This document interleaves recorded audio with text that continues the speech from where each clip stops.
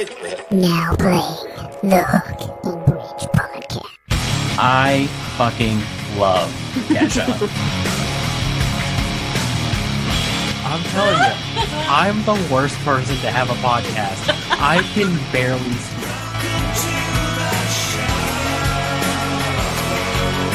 Oh my god, I love Green Day! What's up, everybody? Welcome back to the program. I am your host, Harley. Today joined by Sam from the band Snacktime. Sam, how are you, sir? What's going on? So from what I understand, you are the saxophone player in the band? No, I'm not. Okay. I founded the band. I play bass, tuba, key bass, all the low end instruments. Okay. Hell yeah, man. And is the theme song of your show also the same as WrestleMania 23? Yeah. I don't know why I remember that, but I definitely remember that. It is Saliva's Ladies and Gentlemen. It's like the perfect intro to a show, honestly. Yeah, I was a big wrestling fan, and I definitely recall that song from that time in my life. So we had what was the name? Ryan Cabrera on the show. Awesome. He's married to Alexa Bliss. Oh, wow, that's awesome. Yeah. Ryan Cabrera is a legend. That's so cool. Yeah, it was awesome, man. He came on the show, and then I planned some wrestling trivia for him. And it turns out he's not a fan of wrestling. He didn't know any of the questions. That's so funny. Yeah. I think one of his best friends is also a wrestler, but I can't remember who that is. It was later in wrestling, so I kind of dipped out after 2010, 2009, something like that. About the same for me. Yeah. So you founded the band Snacktime. So you guys have a new single out called Sunshine. We're gonna talk about that. I'm really in love with your band, man. I had never heard of you guys before. Your PR department sent a stellar review on you guys, and it prompted me to look into the band, and I'm hooked, man. You guys. The best way I can tell the audience, you guys are this combination of Earth, Wind, and Fire meets Bruno Mars. And it's perfect, man. So tell me, I don't ask this question often. I think it's a cliche. But I do ask it to bands that I'm intrigued by. The name Snacktime. Where did it start? Where did it come from? So back in the day, back in late 2019, I started an event with a friend of mine, and the idea was to highlight different chefs and like lesser known chefs, maybe the sous chef or maybe line cook versus the head chef. And then it was also going to be headline, also showing other lesser known musicians, maybe instead of the singer of the band, it would be a group of guys who are maybe more support artists for these people. So the event was called Snack Time, and it was a collaboration event between food and drink and music. And then the COVID pandemic happened after the first one, which we sold out, and it was awesome. And then, I just kind of figured that it was an awesome name for a thing. So then, Snack Time is what we say, we say it's the intersection of music, community, and food and drink. Yeah. So it's it's a cool name. I've had friends of mine be who are in the food community, yo, leave it up to Sam to take the best food pop-up name and make it a band name. And I actually almost gave it to my friend. I'm glad I didn't. So speaking of snacks, I love how the first thing that popped up on your website was you guys eating pizza. Yeah. Where is that pizza from? Because it looks fucking phenomenal. That's a good question. It's from Lindustry. It's one of our favorite spots in New York. Lindustry is an awesome pizza place. There's one in Manhattan, one in Brooklyn, and it's a very, very good pizza place. Highly recommended. Yeah, it looks so good, man. So good. So are you guys Philly native? So the band is kind of mixed up. There's a couple of guys who are from Philly, born and raised. Me and Ben, we are from South Florida. I've been here for 13 years though.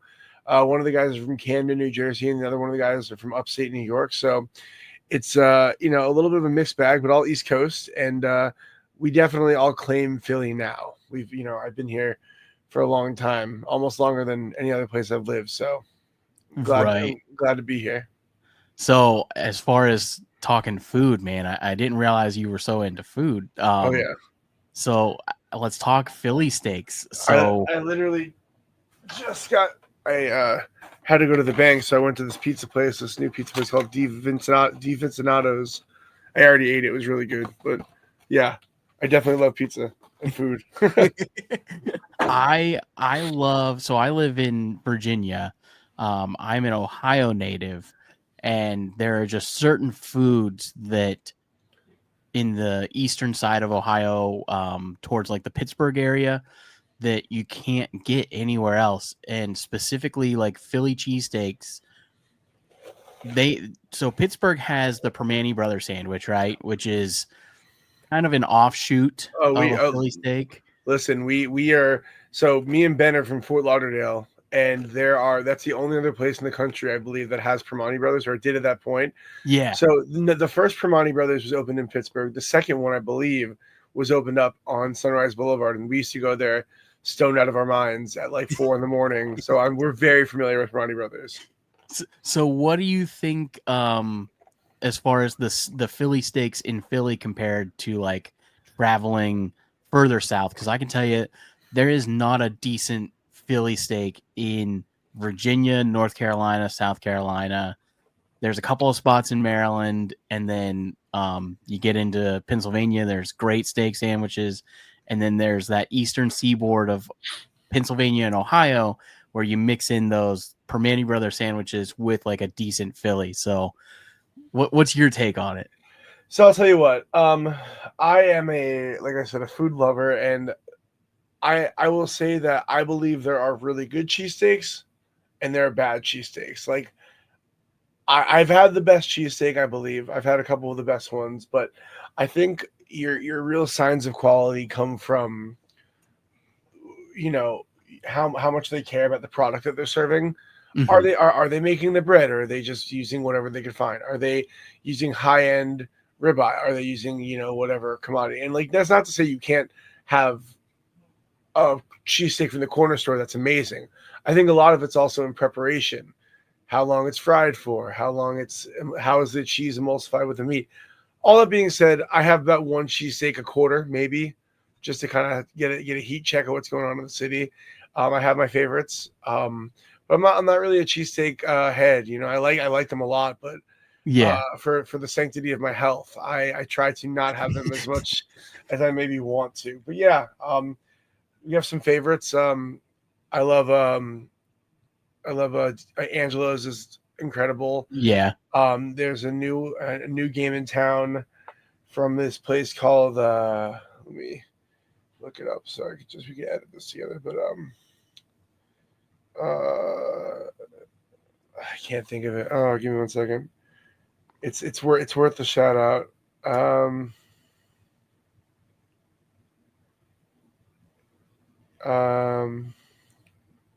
Del Rossi. Oh, okay. Okay. Del Rossi is super, super good. They kind of, I think, took a lot of the inspiration from Angelo's and started making their own bread and using really high end ribeye, which is amazing. Yeah, I mean, there's so many great places, and I think the more that happens with food in Philly, more people are inspired to do more. There's a friend of ours named AJ who has a pop-up, or actually a restaurant called Little Arthur's.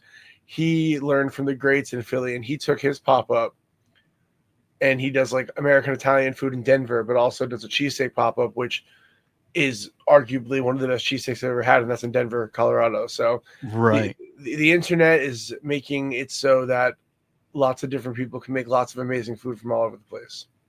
Have you ever had because I know you love pizza, have you ever had Valley Pizza from Ohio? I feel like I've only been to Ohio like 3 times in my life, and that's only like passing over. I don't think I've ever actually, like, we were supposed to play a show in Cleveland and then it didn't work out, and then I don't think I've ever been to Ohio. Man, if you ever get a chance to go up to Cleveland, so the Valley, Ohio, or Ohio Valley has this specific kind of pizza where it's like slightly undercooked. So they bake the bread, the crust. It only comes in square sheets. They put that in the oven with a little bit of sauce, pull it out, and then put the cheese on cold and the pepperoni on cold, slice it up, and then throw it in a box for you. And then on your way home, it just barely heats the cheese up, So So it's funny. We actually played a gig in Scranton one time, and we were given that kind of pizza too. I believe that it's a Scranton thing as well because I have had that kind of pizza. Just never yeah, from Ohio. So I'm glad to know. Yeah, I can't say it was my favorite thing the first time I tried it, but I trust that you know a good piece of pizza. So next time I'm in Ohio, I'll make sure to hit you up for the best recommendation. hell yeah, man. So let's talk a little bit about Sunshine, man. I love that specific song is where I pulled the Earth, Wind, and Fire vibe. Some of your other stuff, your earlier works, are a little more of like Chicago, maybe is a good way to put it. Like it's a little more big bandish. But this one is really just got this crazy like December meets like 24 karat magic vibe. Tell me a little bit about Sunshine, man. Yeah, so Sunshine is like basically what started as a love song. I started writing it right at this very computer. I rolled out of bed and I was feeling in love, and I brought it to the band, and we really were able to make it this amazing song. And then we were working with a good friend of ours who was helping us sort of bring the thing over the top, and he sort of had us think about the concept of not making it just so completely saccharine and sweet and like have a little bit of edge. So it's not just the idea of love and feeling in love, it's the idea of love when it's hard. It's love when you're old, love when you're already used to your partner, and maybe it's like you're coming home from work and you feel like shit, but it's like it's really the idea of that sickness and health, the hard Mhm. love, the love that's kind of real. And that's, I think, what we all want, and is something that not everyone's always so lucky to get, that love that can really maintain and persevere through our whole lives. Right. What about melodically? Who comes up with like the composition itself? Is that a lot of your influence as well? It depends.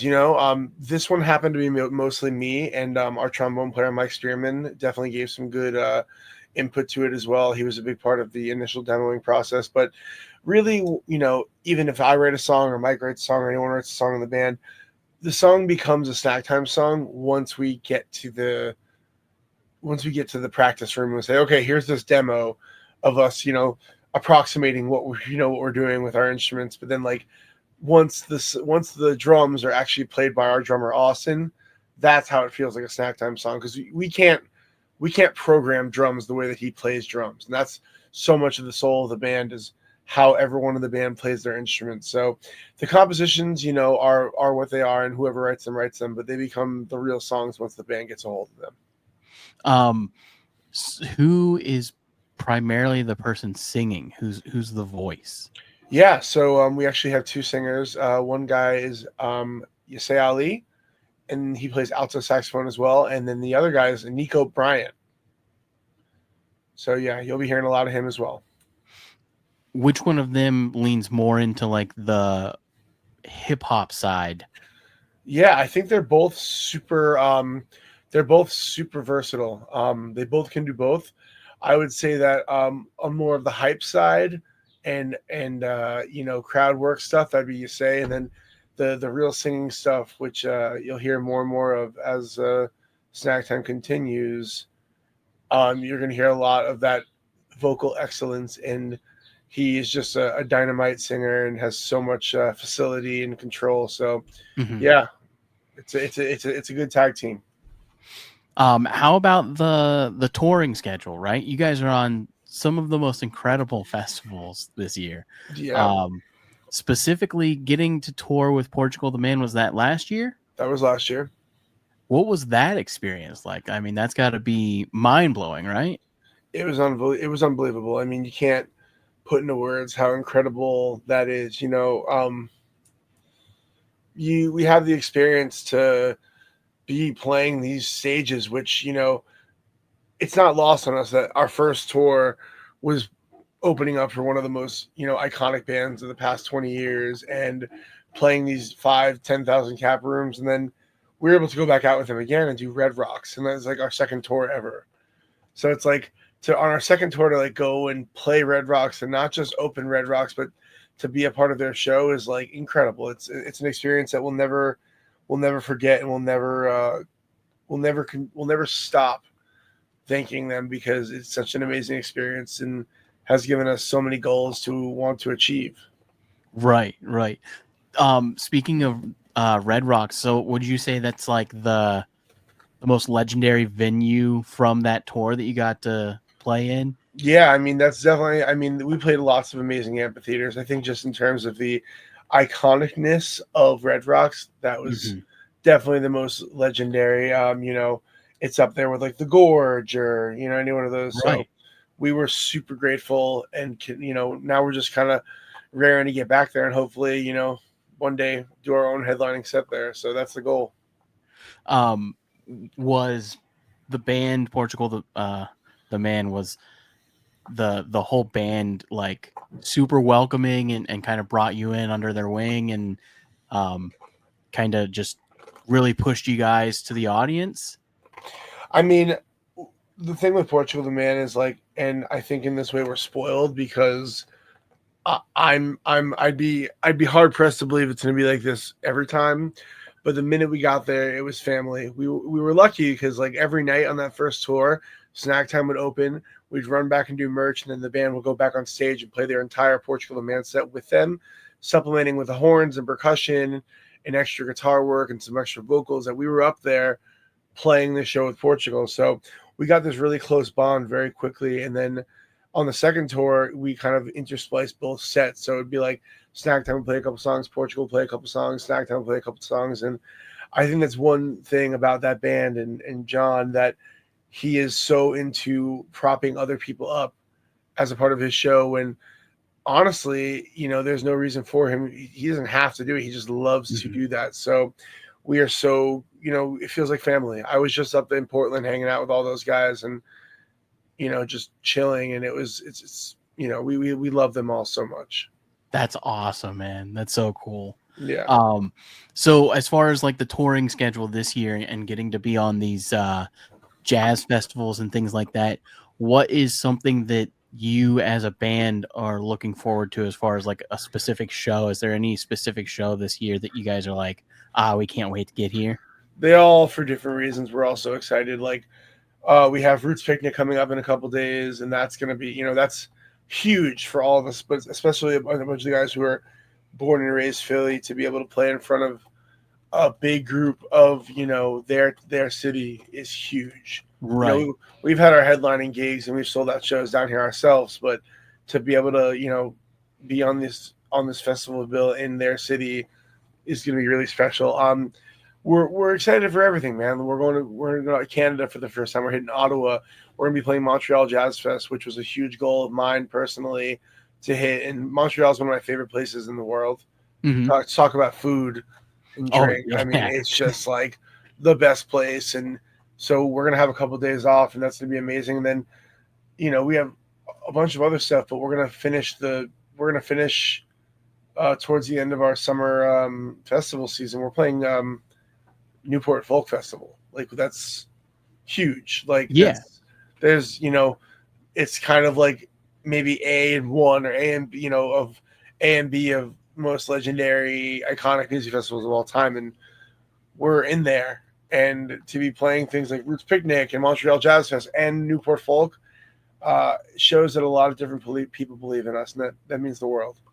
Yeah, it's interesting. Like, I think you guys have a very unique, specific sound, but it's been really cool to kind of see that no one has pigeonholed you into a specific genre. You're getting to play like a large variety of shows. And do you think that has anything to do with the direction of the band, or is that something that you guys are pushing for?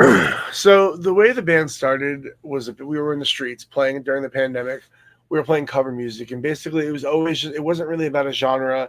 It was about, hey, there's a group of 100 people outside, let's keep them here. So Yeah. we see a group of people dancing to one kind of music, we keep following that. We keep following that. So we've always been with this band what we call people centric. Like we are here to make the crowd work with us. So we have the ability to hit lots of different people and demographics because of the fact that we have such a wide breadth of knowledge in so many genres. But ultimately, our rocks really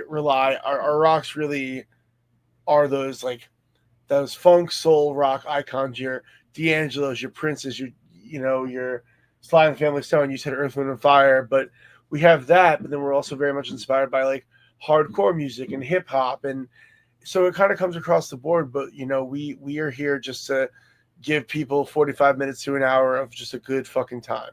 Yeah.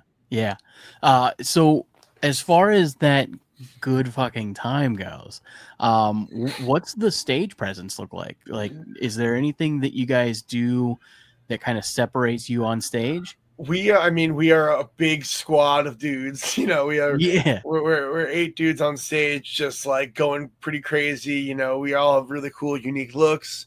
I think we're trying to incorporate a little bit more, maybe some choreography, but we're just all over the place, man. It's electric. The front line is all over the place. I'm back there with a bass or a key bass or a tuba sometimes, and Right. I'm bouncing around. Sometimes, like, I don't know if you've seen the videos, but with Portugal the Man, we do this cover of Rage Against the Machine's "Killing in the Name." Yep. So our trumpet player Eric will get the bass, and I'll go up there and sing. So we're I would like to say electric and undeniable is our stage presence. Is that a cover that we'll get to see carry on your guys' personal tour that you're on now? It's hard to squeeze in a cover like that in a short set, but I do know that people really like it, and I would not say that it would not happen. I know. I'm a diehard Rage fan, man. As soon as I saw that, I was like, oh, yeah. The energy too that the crowd gets when you guys play, it's fucking incredible. And that's another shout out to Portugal the Man, because like they had this show where they finished the set with their they have their most iconic song that changed their life, then some beautiful song that really means a lot to them, and then they're like, all right, cool, encore. Sam, go up there and just go scream your head off, and Snacktime just take the front of the stage, and that's really, really special. And I would love to do it. It's really fun, and not for nothing, I think that a really important part of that cover for me at least is the fact that we are so appreciative of the bands that speak up for the ones who can't be spoken up for, and that talk about what they believe in, and say something for real in their music. And we always try to do that as well in our messaging about the things we care about. So to be able to do a little bit of a just give a little bit of shine to those kind of bands, and to be able to show our appreciation and by way of a cover means a lot to us. Speaking of significant messaging, what would you say is, like, outside of Sunshine, a song that you've written with Snacktime that how do I want to word this, you're most proud of, but also is that way of standing up for those that need that voice? Yeah, I think in a way of like a less aggro way, like it's definitely not in the same style as Rage, which there is time and place for that, and we will very much be doing that as well again. But our song Together, which was written by Mike Spearman and had contributions from myself and the rest of the band, that song is really just about as distilled as a message for our group as it can. We are trying to bring everyone in, and at the end of every show, we are saying, like, hey, before you buy merch, before you follow us on Instagram, before you stream us, we would just really love for you guys to look to your left, look to your right, and treat that person 5 to 10% better every day, whether you're a friend, your lover, your enemy. If we treat everyone like a little bit better, the world's going to be a better place, and the evil doers who are trying to pull us apart and make us destroy this world are not going to be able to win if we stick together. So I would say Together is definitely very much the messaging of this band for sure. It's so funny that the two songs that that I wanted to talk about was Together and Sunshine, but I also wanted to talk about one EP that you guys put out that is, I would say, relatively early. I might get the title wrong. I think it's This Is Dance Music. This is Dance Music is our first. It's our first EP. I mean, that's our first studio EP. We did with Will Yip. Yeah. Yeah. That's where your sound has definitely evolved, right? But that's where I think a lot of the core emotion is. Is there a specific song on that EP that you gravitate towards that you're like, oh, this was the song that kind of like changed the way the band is now? I think the whole record really is. I mean, there is a version of Together on that EP. We have done 2 versions of that song, but the entire EP was very much a study and a practice in just trying to write songs. Our first record is called Sounds from the Street Live, and that's all the music that we literally created in the street, like by jamming. And This Is Dance Music was meant to be music to gather people, to make them dance to make them commune to, and just teach us how to write songs. You know what I mean? Like, and teach us how to try to make people feel something. So it was it's special because it's the first time we really did that. Like, sat down and like yelled about lyrics for 25 minutes back and forth about the phrasing of a specific thing. So that whole record really helped us sort of jumpstart where I think we're going now and getting better and better all the time. Right. Not to mention it produced some incredible merch. As a vinyl collector, and everybody that's listening knows we love vinyl here and our fans love vinyl. You have 3 versions of that album that are some of the coolest fucking vinyls that I've ever seen. If there's one thing about me and a lot of the guys in this band, we love merch. We love to create. You know, we are not like, you know, and I think sometimes to the chagrin of our management, we're never going to be going for the cheapest option with the single color. We are like always like, I don't care if it costs this much to make. We make the thing that's sick, and I don't know. I think that's a really cool thing. And like, you know, we have these jerseys that we make. Yeah, I saw those too. You know, they're not cheap, but you know, they help us stand out. We just played Boston Calling, and we brought a bunch of them. We sold out. So you know, it's a little bit extra to make the records look that way, but to us, to make you feel inspired and excited about it, it's worth every penny.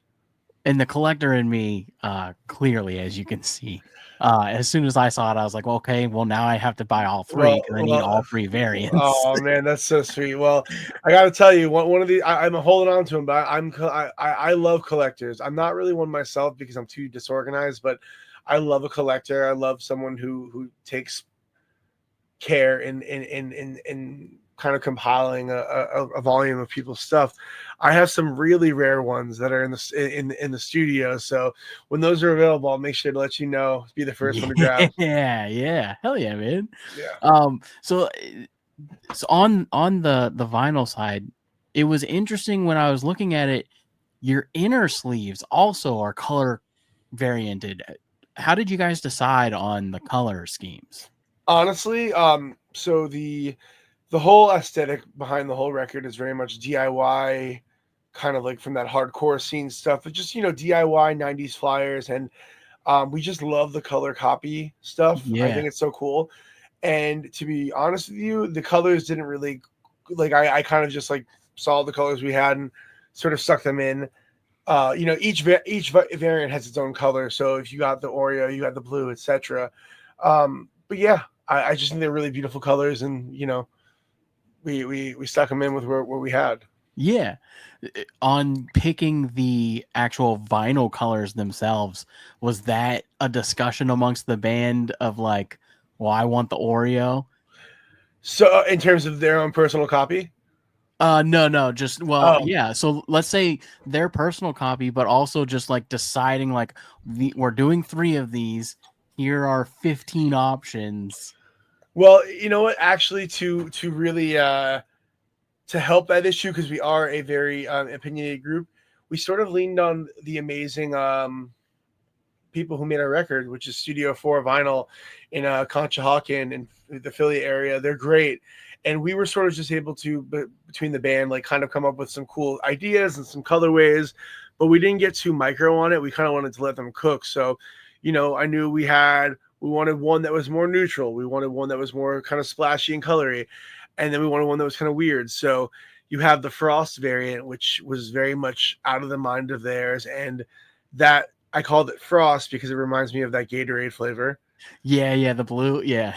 Then the Oreo was our neutral variant, which is on that clear vinyl mixed with the white and the black. And, Oreo seemed like a perfect name. But the last one was very much from the whole band. And what we did was we took the old colors. We used to rock with like a really bright pink and bright green neon, and that was the initial colors of the band. And we've sort of gone away from that a little bit, but in the Snacktime swirl variant, you have the old colorway of our old stuff. So that was kind of a fun little Easter egg. Hell yeah, man. So you're the primary lyricist. Is there anything we can look forward to as far as moving past Sunshine into something a little more heavy, lyrically coming up? Yeah, I mean that's sort of the goal, and we all really do work together. Like, four of us I'll be driving the van, and we'll be going for hours just discussing the ups and downs of, like, even if the song starts with like a bright swath from one person, once everyone kind of gets their nails into there, it's like everyone gets a chance. But yeah, we're always trying to be a little bit heavier. We have songs in the cut that are very deep, and I think we're just trying to it's sort of the challenging part of being a band is like there's lots of things that we could say, but it's like, what's the first thing that you say? Right. We're still, for a lot of audiences, it's their first time hearing us. So, we'd like to, make sure that the music is, even if it's a love song, we still want it to be a heavy concept. That's kind of the idea with what Sunshine was. So we have a lot of people we want to enjoy our music. So, we're just trying to see what people rock with the most. And you could expect a lot of different stuff, a lot of different meanings, and a lot of different songs that are going to have people feeling a lot of different kinds of ways. Hell yeah, man. So the next couple of questions are like our standards that we ask at the end of every show. Cool. The first one being, if you had one like dream collaboration that's obtainable, not some outlandish thing, but like an obtainable collaboration, what's somebody that you would like to work with? I just want to say nothing is unattainable, in my opinion. Fair enough. I want to say that the reason, we were very lucky to be brought on that tour to Red Rocks, but a year prior to, without any reason to believe it, we all sat there and we said, I said, we'll be back here next year. And, we manifested that and it happened.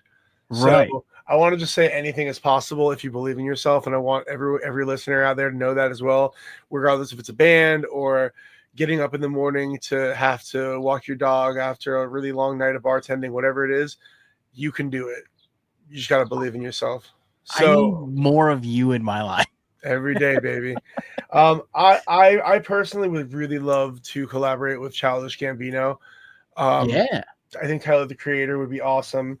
But also, like, I don't know, I would love to do something with Turnstile. I think that'd be super cool to go out on the road with Turnstile or do a collaboration with them. And, there's so many dope artists out there that we'd love to do stuff with. And that's the short answer for myself. But I'm sure between the other 7 of us, there's a million more responses in there. And the long and short of it is that we want to collaborate with you.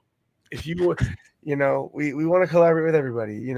There's so many cool people out there doing really cool things, and life's too short to not be chopping it up with as many people as possible.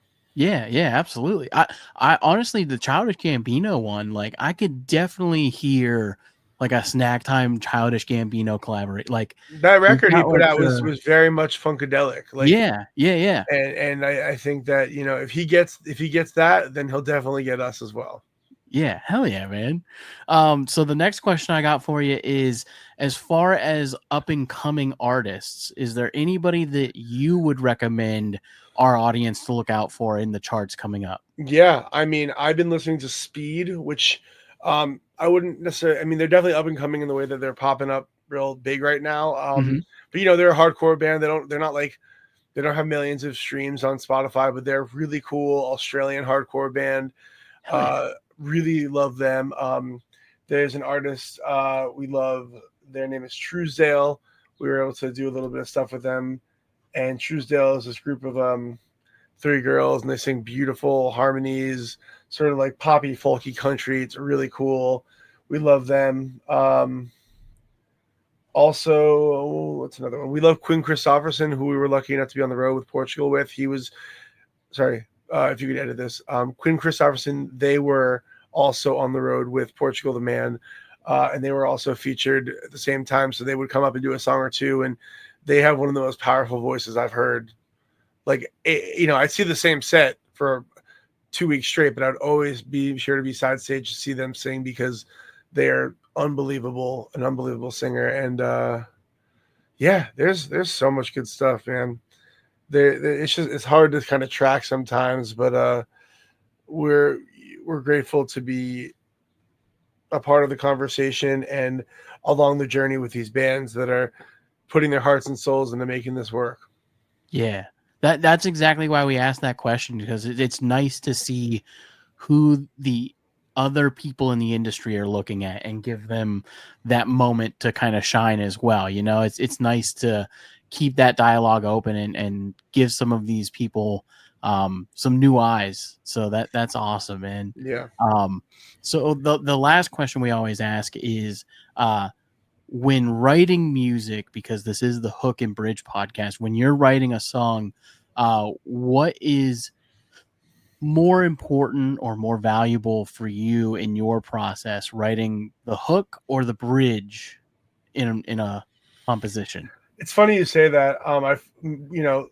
The way we write is like, we'll have a demo and send it out. And one of the guys in the band, Mike, who's also very much a primary writer for the band, he always says I write hooks, or he says I write bridges that sound like hooks and hooks that sound like bridges. So maybe I don't have the answer, but to me, where I'm at now is I think that if you can catch somebody in the first 4 seconds in your hook, they'll listen to the whole thing. I mean, Yeah. I used to be very much bogged down with the meaning and the messaging, and I still am, but I really just want to write that hook that it makes people's hair stand up. They feel it in their back and they get chills when they hear it, because I know that feeling of like going to see your favorite band play and then you hear your favorite song and you get little goosebumps. And I think that's such a cool thing. So if I can create an iconic hook that would last the test of time, or if this band can create a hook that would last the test of time, I think the job would be mission complete. Hell yeah, man. Would feel good. So that's the interview side of the show. You ready to get into some trivia? Let's do it. I hope I don't lose. I'm really competitive. So I really hope I do well. How are you with 1990s music trivia? Let's try it. All right. So these questions come from a record store that we always go to. We always talk about on the show. It's called Bohemian Amigos. If you ever need anything, they ship direct to your house across the nation. I think they might even do global at this point, but we got to send some Snacktime records to there. You really should, man. I mean, the story is right up the road from my house, and feel free to connect us for real. Absolutely, I'll shoot the info over to you right after this. Yeah. All right. So, first question is going to be, and these all are multiple choice, so you'll get 4 options. Which band released the album Different Class in 1995? A, Radiohead, B, Smash Mouth, C, Pulp, D, Belle and Sebastian.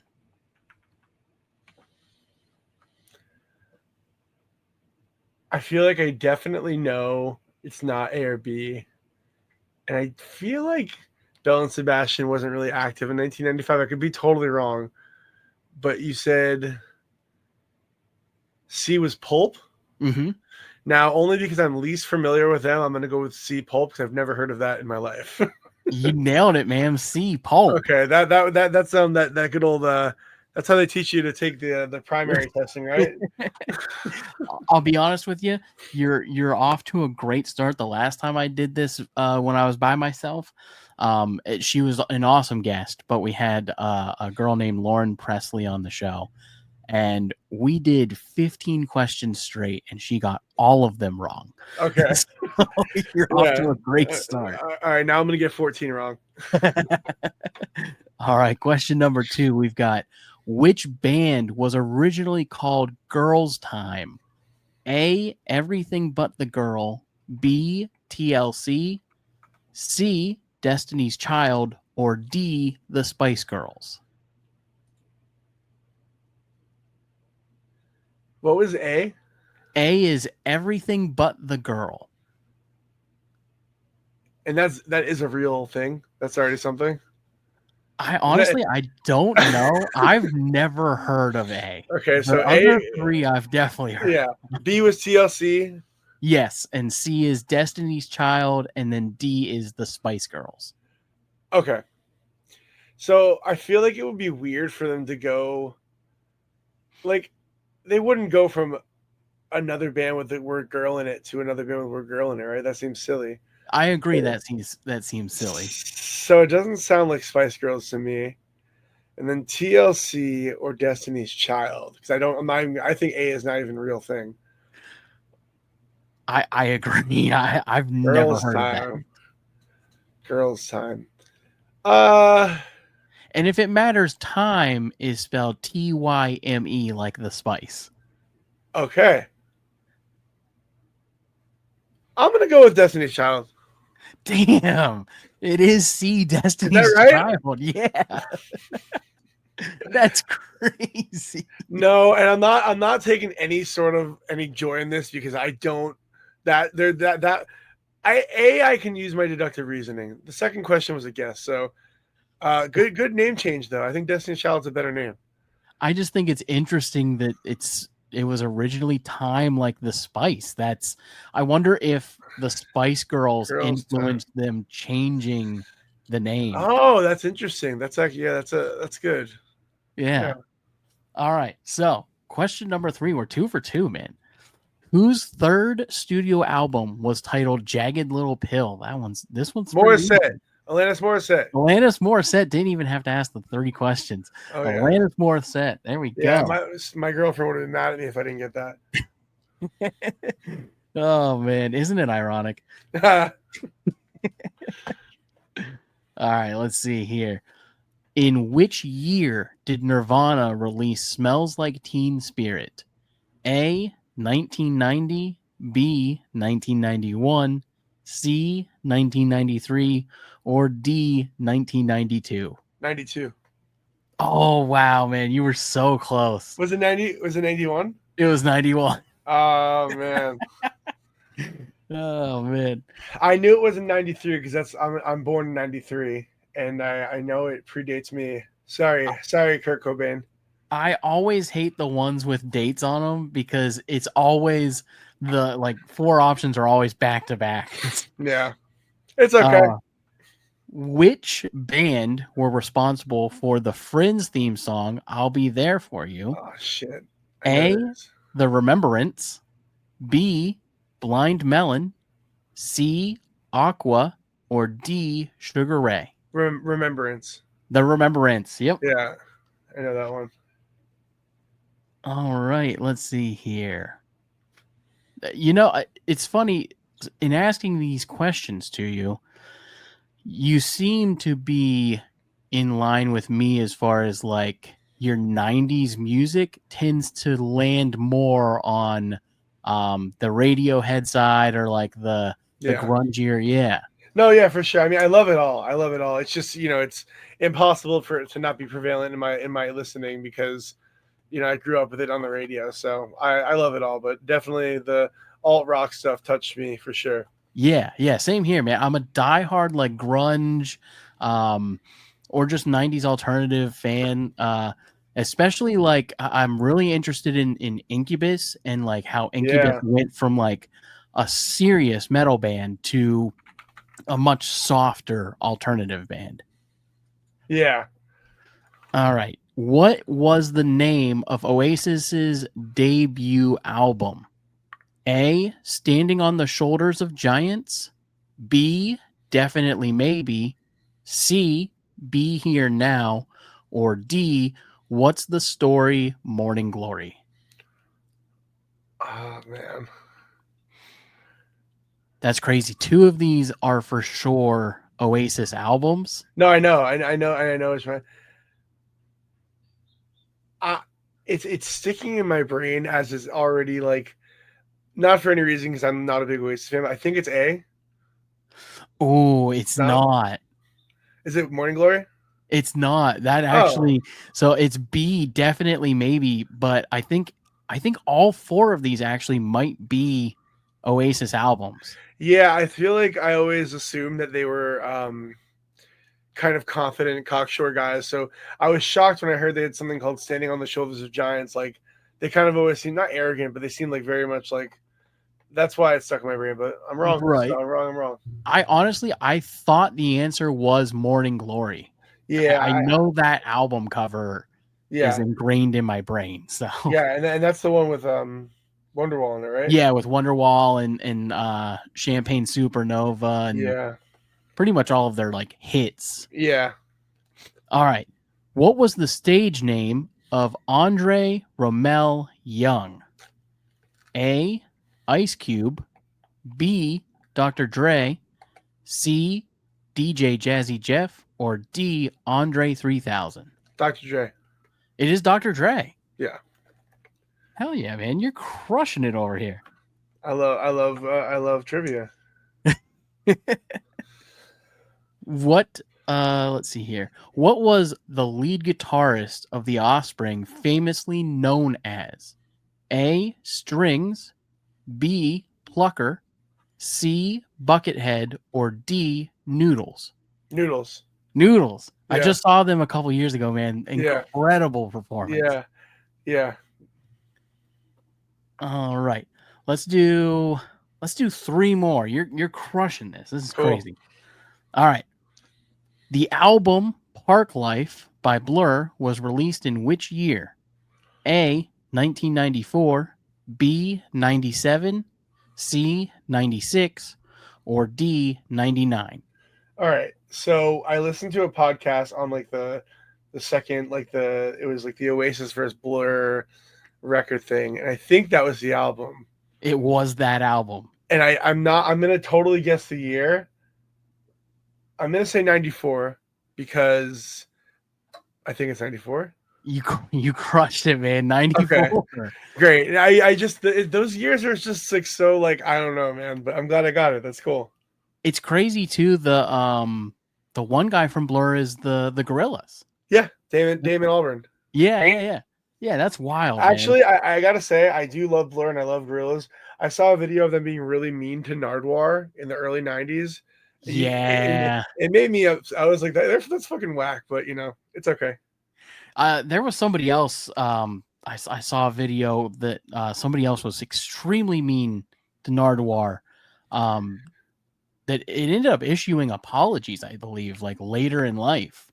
Yeah, I think Kid Cudi had a relatively contentious one, but you know. Yeah, dude, he's so good at what he does. Yeah. I don't know how he does it, man. I've done this show we're coming up on 4 years, and I do as much research as I can, but I don't know where he gets his information from. It's wild. Yeah. Which Spice Girls video saw the group appear as animated fairies? A, Viva Forever. B, Say You'll Be There. C, Mama. Or D, Wannabe?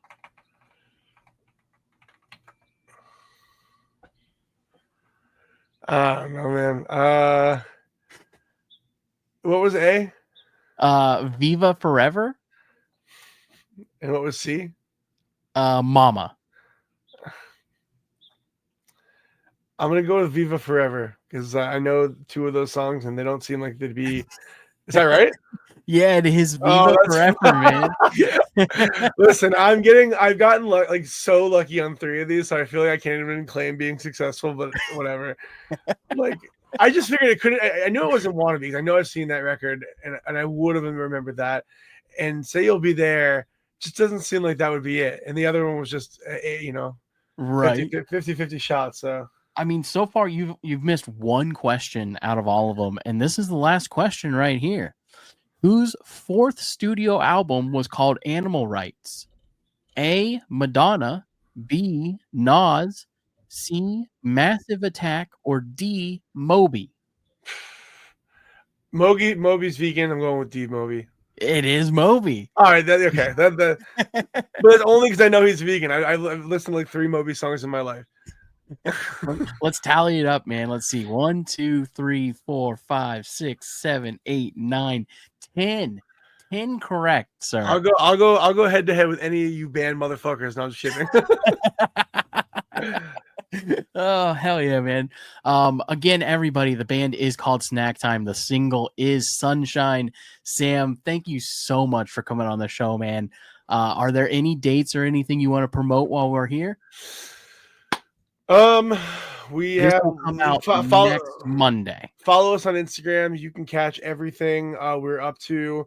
We're gonna be in doing a little bit of this Eastern tour with Fits and the Tantrums, doing a little bit of the Northeast.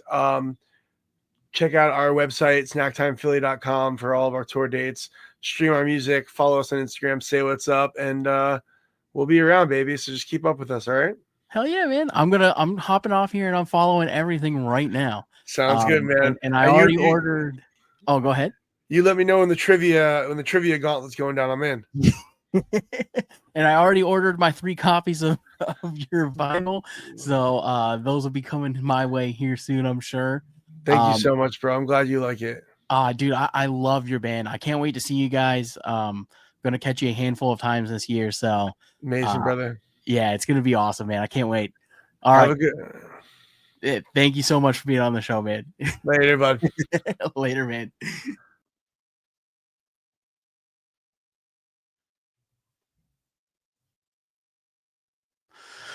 All right. Oh, Sam, I just want to apologize, sir. I did not realize that it was 3 o'clock. So I am sorry for keeping you so long. This is the end of the show, guys. I'm by myself today. Lindsay is at work and Taylor is in the other room taking care of Adam. So yeah, follow, like, subscribe, all that jazz. And it has been real, everybody. Peace.